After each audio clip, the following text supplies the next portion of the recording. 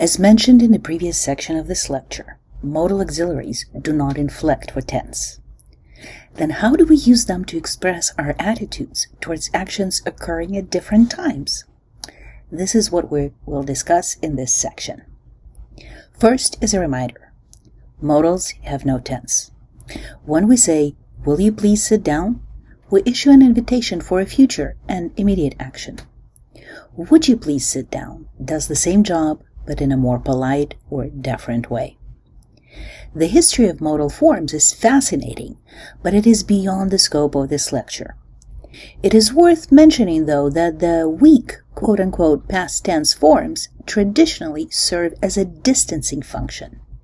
This distancing can be social.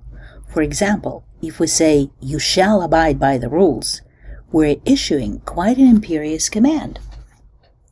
If we replace shall with should, we're increasing the social distance and politeness of the statement, turning it into a piece of advice.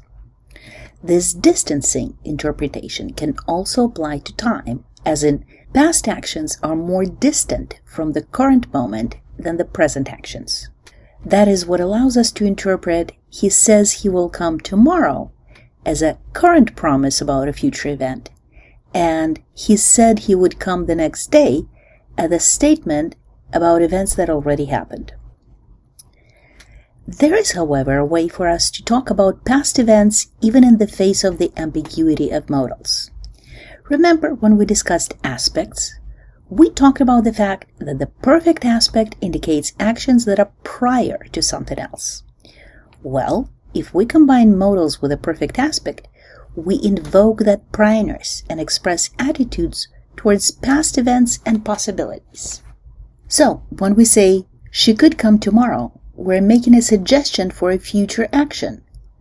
But when we say, "She could have come yesterday," we're expressing an unrealized possibility in the past. She was able to come, but she didn't. When we say he must do his homework, we issue a command. But "he must have done his homework" is an expression of fairly strong confidence that he indeed did his homework already. You may also remember that English has no morphological future tense. We express futurity either through modals or through the present tense. Thus, modals followed by a bare infinitive without any aspectual inflection can be interpreted both as present and future. But if we want to disambiguate the fact that we are referring to a present action, we can use the progressive aspect in combination with modals to do so.